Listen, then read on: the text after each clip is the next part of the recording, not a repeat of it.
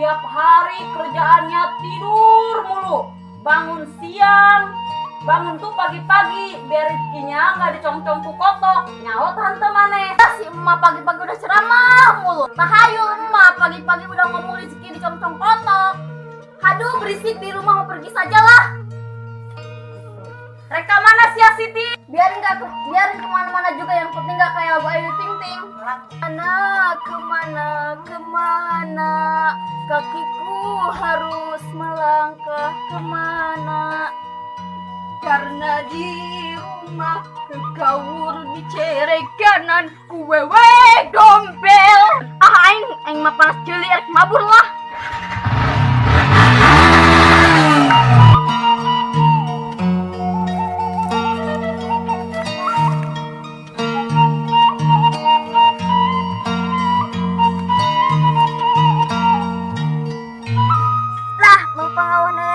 Jalan ku indang dana kabeh ah.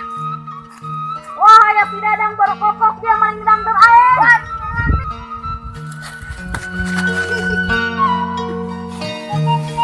Aduh, ngeribetan gara-gara maling dangder si Nenek Lampir.